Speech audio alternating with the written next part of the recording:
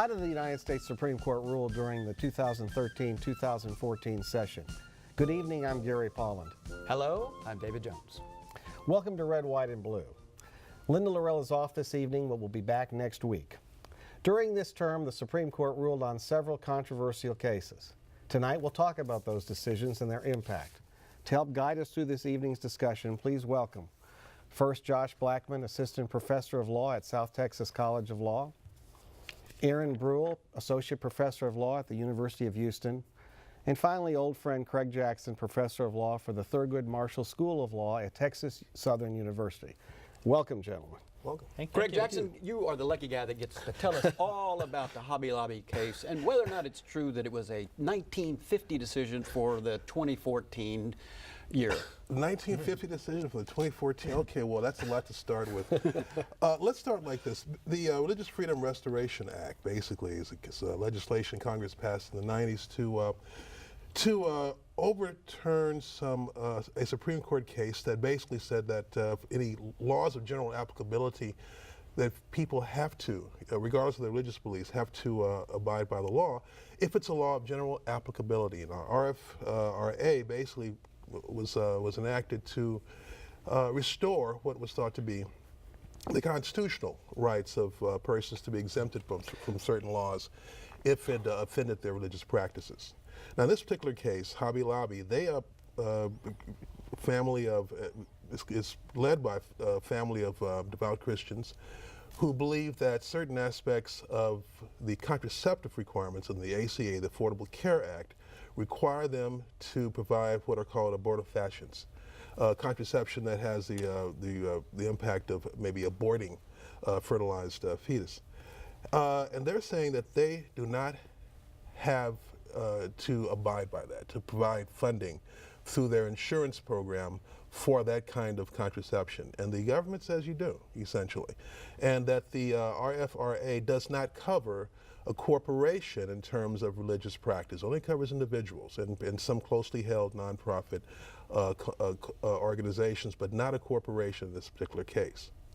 So, but the court decided this small corporation or closely held corporation does have the right to have religious beliefs. Essentially says that corporations can be religious beings. So who's offended or not by 5 men saying that corporate owners can dictate the health choices of their female employees? They're not dictating the choices. Women can buy whatever they want.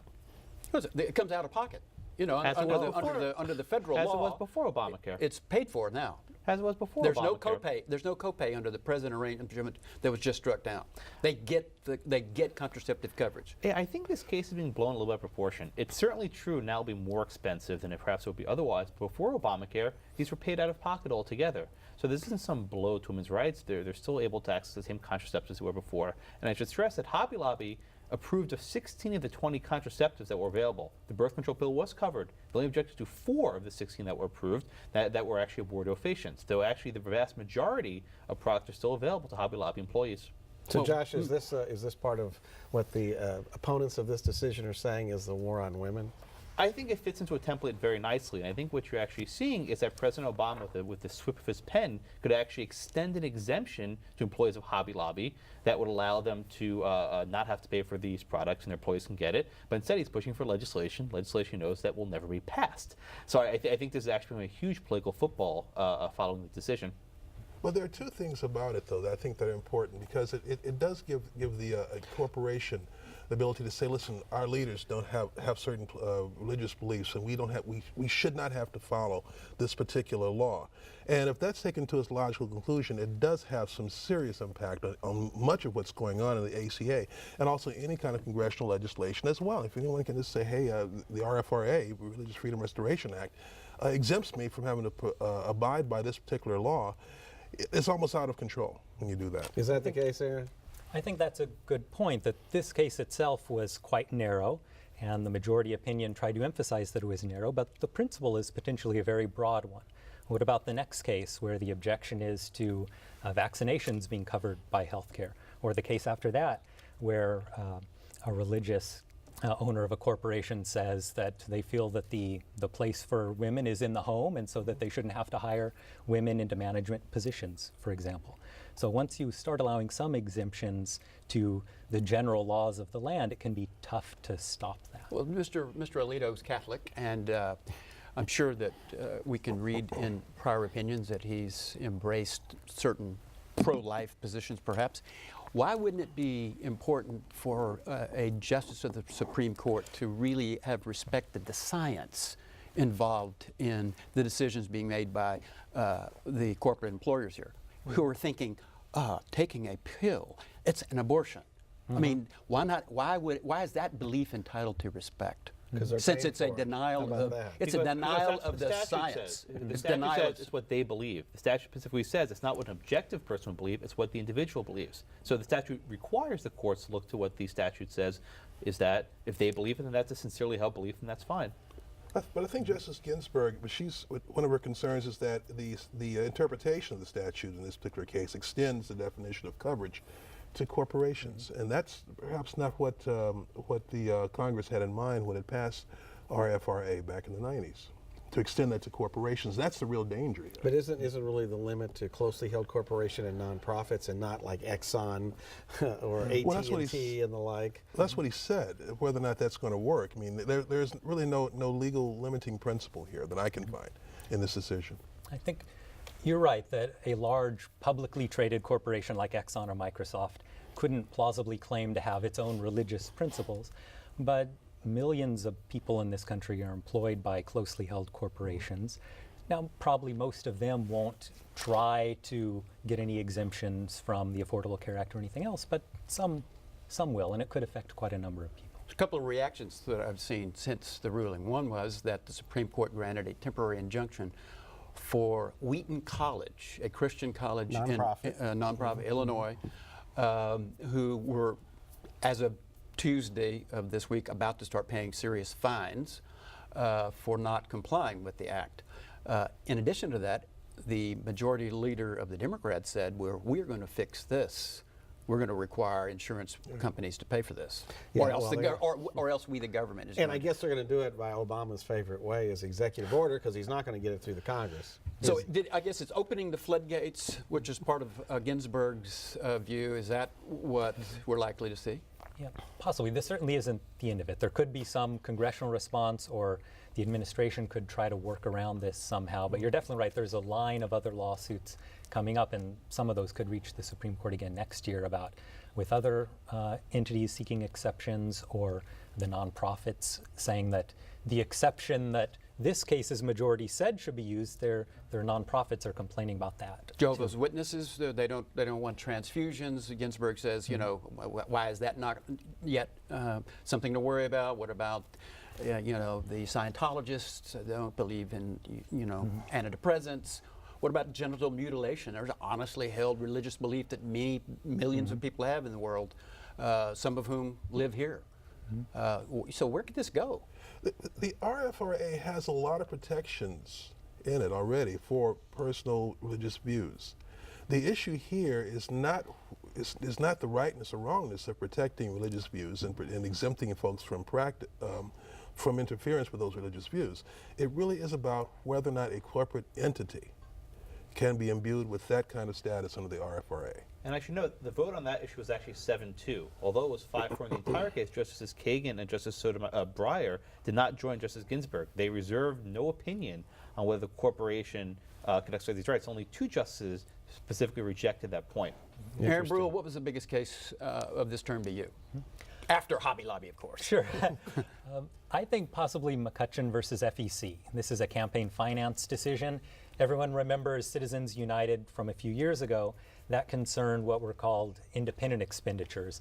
This was about contributions directly to candidates.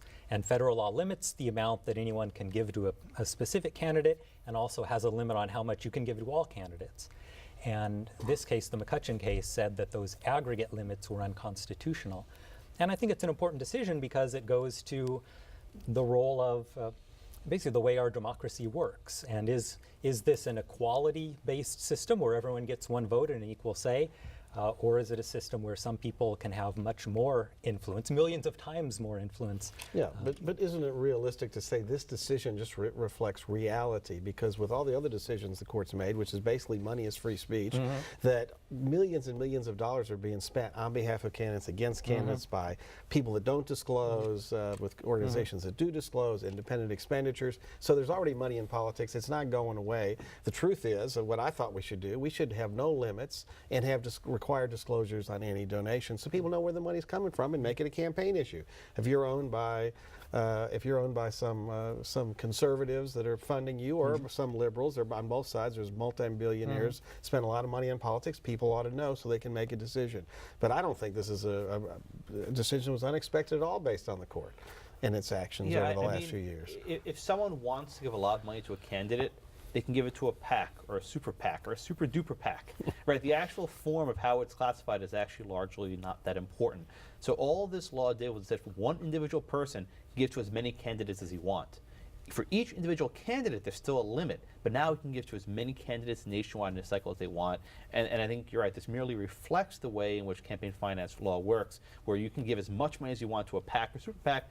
Now you can at least give it directly to the candidate. There's actually a little bit more accountability in this front. No, a lot more accountability. So the other side, though, is that one individual gets a lot of influence spread around different candidates in different sectors, and that's I'm sure that's the concern on the other side of that. But certainly, you're limited to how much influence you have with an individual. But if you have 10 individuals that you've funded to the max, then that's the problem. They don't see that as the 5-vote majority. They don't see that as a corrupting influence at all. The only thing they identify as corruption is bribery, as I remember.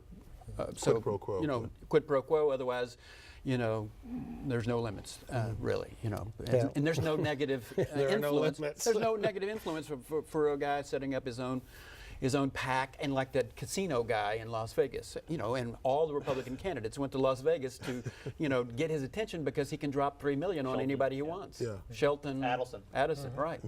Now that to me is a corrupting influence on politics.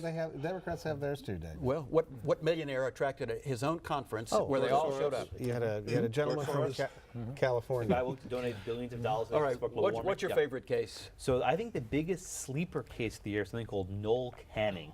So the Constitution gives the president the power to appoint people to different executive committees, and generally the Senate has to confirm. But when Congress is in a recess, they're out of town, they're on vacation, whatever, the president can put a temporary person in, and that person can sit until the next time the Congress finishes their session. But generally, the recess was understood to be Congress actually in recess, where they go home for the summer.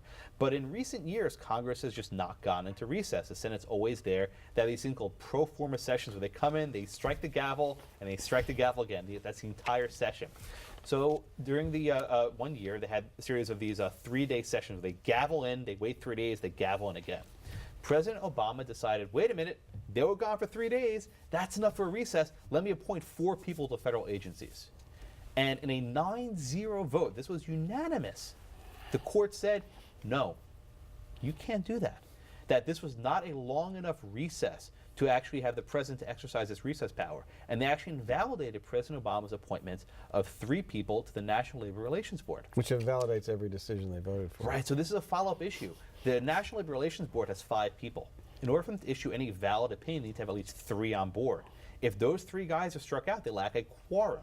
And every single decision they issued would actually be void. And in fact, just this morning, the Supreme Court issued a couple short orders saying, hey, lower courts, I want you to consider these cases where there was lacking a quorum. So what will probably happen is that the NLRB will just reissue these opinions. But what makes this case so significant is that this is a structural limitation of the president's power. They've now put a check on the president's ability to fill these offices, even when Congress is being absolutely intransigent and won't let him confirm any of his people. So this was actually probably the biggest opinion we've had all year, in my opinion. A big deal, and the 13th time since 2012 that the court unanimously ruled against President Obama. He has a strikeout rate. Record. He has a strikeout rate that's pretty unprecidented. Well, certainly, after, I like when you mentioned the intransigence of Congress. He's been kind of hamstrung when he's trying to get his folks into office, and Congress has not acted with any kind of speed in getting nominations approved, or at least through the committees and through the bodies. So essentially, Congress makes up a session. They call it pro forma. They gavel in and gavel out. Wait 2 more days, gavel in, gavel out. And this is during the Christmas holidays. And the Supreme Court said that's sufficient right there. But the reality is that Congress was not in session. Maybe not in terms of their ability to gavel in and gavel out. And the majority of the unanimous court said that Congress is in session when the Senate is in session when the Senate says it's in session. Exactly. Well, there you Separation go. of powers. Separation of powers, exactly. But it does allow the Senate to kind of make up the rules as it goes. So winners and losers in the term. It seems to me like Christians won big time. Well, wait a minute. Right? Wait a minute. Didn't they win? Wait. They had I prayer. have a They had case- prayer. I have a case I want to Well, talk about. I'm sure you I'm do sure you can. too. I'm just saying winners This and comes losers. At the end. All right. What is I it? thought the interesting case of the term, and I obviously agreed, all the cases you all have mentioned are fascinating cases, but I was very interested in Susan B. Anthony versus Ohio, the decision where in Ohio they basically criminalized speech. You can complain someone said something about you in a campaign you claim is untruthful. That can be criminal prosecution adjudicated by the government, which invades, I believe, free speech. And the court decided that Susan B. Anthony, one of the groups that was going to be a target, had standing to complain about this, which the lower court said no. This is a decision that's continued to percolate in the courts and probably come back up.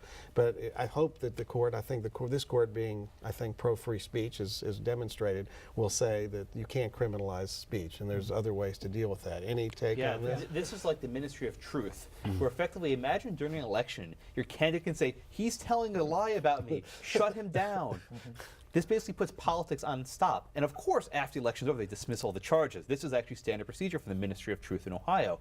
So effectively what happened was, Yes. Susan B. Anthony said, hey, you guys are trying to chill my speech. You say, well, wait a minute, we never actually prosecuted you. Well, the Supreme Court said yes. The threat of prosecution is sufficient to give them standing, and this is pretty unanimous. Well, Aaron, it ought to be uncomfortable, even for Gary, who doesn't lie in public, and as we all know. It ought to be uncomfortable for a candidate to be on the receiving end of a blatant, outright smear lie. Now, maybe they shouldn't go to jail for being PolitiFact has corrected them, but surely there are remedies, and there should be remedies for lies. Yeah, this is a really tough one because you're right. You don't want you don't want the results to be driven by falsehoods, but at the same time, there's the question of who gets to decide whether it's true or false, and are some things value judgments. And I think Gary's probably right about how this one eventually, when the Supreme Court really takes up the issue in earnest, the way it'll come out, because this court believes in essentially a no-holds-barred form of campaigning, whether it's the money, whether it's things people say. And the more money you have, the more lies you can tell, and the more corrupt your democracy becomes. Correct? Okay, and David wants to be the There you minister go. of truth. There you go. You want me to concede that one. Essentially, criminalizing speech is never good. I didn't like Ohio statute. in the context of a campaign. All right, so David won't be the minister of truth. Okay, no, I didn't ask your question. Well, Winners and losers. I saw, here are the losers that I saw. Democratic voters who believe in affirmative action, they lost. Women voters who believe that they should be free to make their own reproductive choices, they will see that they lost. Union dues, not mandatory in Illinois, and in the case that was ruled on recently. Freedom of choice. There we go. That one. And then we have, the regulators of money, which are the Democrats as well, and they lost. So this was a very politicized term to me. Many of these were 9-0 decisions. Well, not shooter. Yes and no, right? Some of them are 9-0 on the bottom line, but there are deep and sometimes very bitter divisions on the reasoning for why That's true. Harris, Hobby, and McCutcheon were 5-4. Were they Those not? were. I'd say on the big issues that divide the country, the things you mentioned, affirmative action, reproductive rights, the role of money in politics, the line between church and state, the court is divided pretty deeply, just like the country is. In that way, they're just like us. Yeah. The thing about the affirmative action case, affirmative action, it really wasn't an affirmative action case. It's and I think the dissenter Justice Sotomayor made the point clear in the Shuta decision involving a referendum to place the University of Michigan out of bounds for using affirmative action, putting it in our Constitution, prohibiting affirmative action at the universities. There, he says basically it's about changing the game or changing the rules of the game, of the political process of how these decisions are made. Michigan had an affirmative action policy that was found constitutional in an earlier case, Grutter versus the University of Grutter versus Bollinger, right? And it was in place through the normal political process.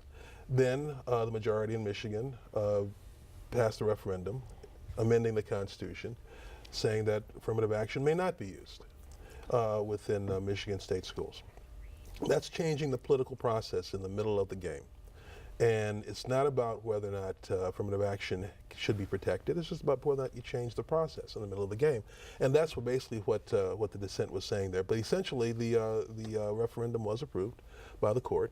Well, distinguish somebody. The decision that said that the anti-same-sex marriage referendum in California, which was passed by the people, was considered to be, unconstitutional. The court didn't rule on the same-sex marriage Prop 8. Because the governor of California didn't defend it, the court found that lacked standing.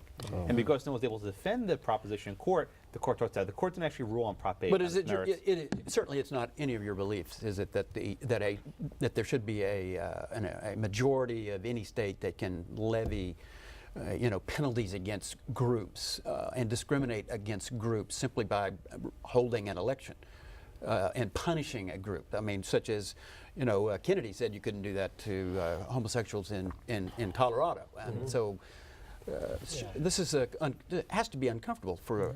Well, the issue with the affirmative action is the Supreme Court held in the Michigan case, and again in the Abigail Fisher versus UT Austin, affirmative action is barely constitutional, barely, and it maybe has 25 years to go if you believe Justice O'Connor. So the argument goes, how can something that's barely constitutional then become unconstitutional if you remove it? In other words, how is removing affirmative action unconstitutional if itself affirmative action can barely suffice? So I think that the case Craig mentioned, the Schuette case, really divides there because the 5 justices who think affirmative action on its way out, and 4 people say we really need this, we can't get rid of it. Race matters, to quote Justice Sotomayor, she said a number of times in her opinion. But Justice Sotomayor made the point, this is not about protecting the concept of affirmative action. It's about how it's done. Certainly, affirmative action does not deserve protection from a change. But certainly the Board of Regents of the University of Michigan can go into session and change it.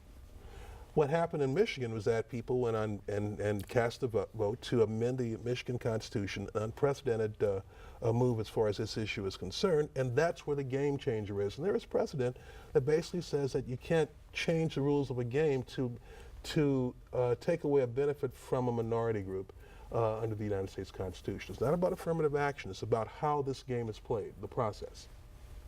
So the other disturbing thing about these, you had your case, I have mine, and mine is the Greece, New York case, where over a 10-year period, this little town, and they have their town meetings, and they invite only Christian ministers to come in and actually reveal that they are paying attention to, listening to Jesus Christ. He comes up quite often.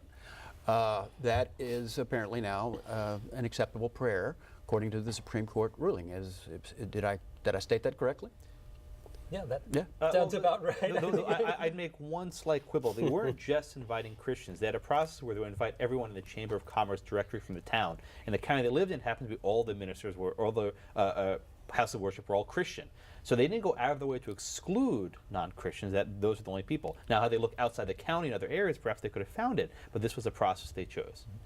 I think that it's true. They weren't excluding anyone on the basis of their religion, but I think the real problem in the case is you could imagine someone who goes to the town council meeting and they want the town council to take some action in their favor, grant a zoning variance or what have you. And if the meeting starts with a Christian prayer, you could imagine a person who doesn't share that faith feeling excluded and worrying that if they don't appear to be bowing their head and joining in the prayer, that the city council members won't look as favorably on their application. And so They could wait outside during the prayer. Sure, that's also excluding yourself from the political community, which is supposed to be inclusive of everyone. Right? I guess I would try to. The question I would have about that decision is where do you draw the line? In other words, is the decision First is this legislative prayer, which is traditional, goes back all for centuries in this country, which has some kind of protection against an establishment clause claim. But where do you draw the line, though? Because certainly in many towns, many small towns and cities, especially around larger cities, are not singly have a single religion. There are different religions and people moving in and different paces and coming in and buying property. So at what point do you have to include an imam or a rabbi in one of these? Am I mistaken, or And was to this import 'em is the answer. was this the 5 Catholic jurists versus the 3 Jews and Mr. Brock? Justice Kagan recused. Kagan refused. There you go. Okay. Well, No, gentlemen, you are right. It was. time flies when we're having fun. You all were terrific, very insightful. Thank you and for we being enjoyed here. having you. Really, you. really Thank was you. great. Thank you. It's a pleasure. And remember, you can catch Red, White, and Blue every Friday at 7:30 p.m. right here on TV8, and again Saturdays at 6:30. We also invite you to visit us online and send us your comments at HoustonPublicMedia.org and on Facebook. Thanks so much for watching. See you again next week. Good night.